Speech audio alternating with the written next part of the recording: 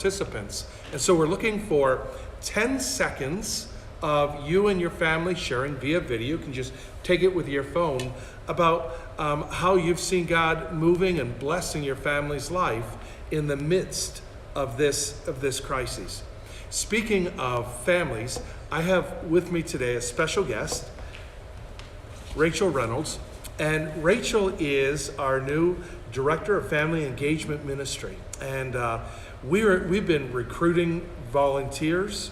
We have been, Rachel's been in the process of gearing up for training of volunteers.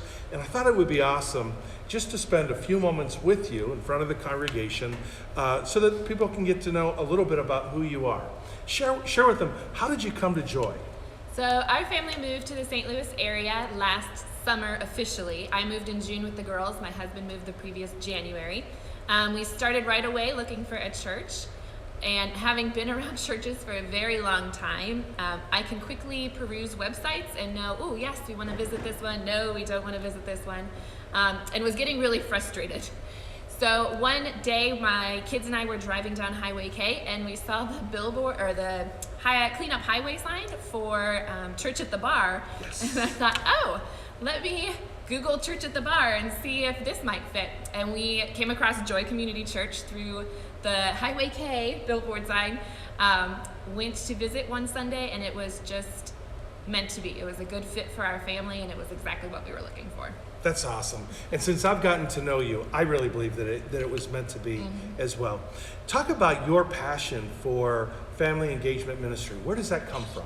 I have always worked with kids. So my background and my training is actually education. I was, in a previous life, 13 years a public school music teacher.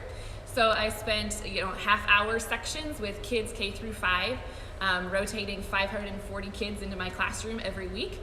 And then it just built when we went to decide what was the best decision for our family and our kids. We decided homeschooling was the best option for what they needed. So it's just been this ongoing love with kids and families and what they need. It's incredible to see you light up as you talk about homeschooling, because Jennifer and I have been homeschooling now for and we're like, oh my gosh, we can't wait for Austin to go back to school. So you had to write a book on how you can talk about homeschool and still smile. You must be an incredible teacher. So I'm so excited, church. We are weeks away from all of us gathering in this space. And at the end of this particular message, I want to share with you a little bit more information, but you're going to love this facility. With this facility comes a lot of changes. What are some of the changes that people can expect in terms of family engagement? And I want to be clear that family engagement is everything from nursery through senior high. Yes. You haven't replaced, Bill and Sandy as Sunday school teachers or Pastor Jace as the youth pastor, but what kind of changes can we expect going forward? Our biggest, most obvious change that you'll see right away when you walk in the doors is we have check-in stations for all of our kids.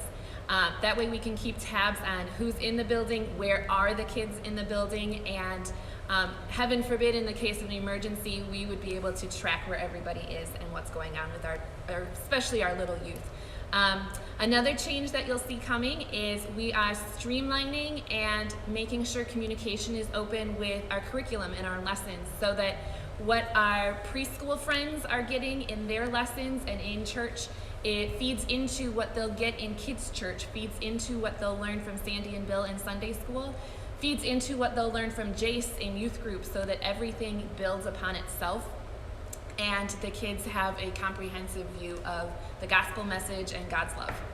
I'm so excited about that. And my commitment to you is that we'll take some of those segments and we'll also incorporate them into our year-long preaching schedule, so that there are going to be seasons where all of us are kind of looking at the same sort of things spiritually. Is there anything else? I'm excited too to see how families can come around the gospel message and build discussions in their own homes between what Dave is preaching on Sundays and what the kids are learning in church, and just see our families grow closer together through God's love. That's awesome. Rachel, thank you so much for spending these few moments with us. I know that you've been making phone calls, you've been talking to people, so this gives them kind of a face with, oh yeah, I've been on the phone with her. So thank you for joining me. Of course, yep.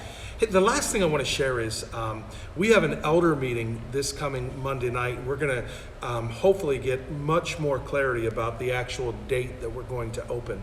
But I have a really good friend in the congregation, somebody who's been not only a partner at Joy, but a personal friend.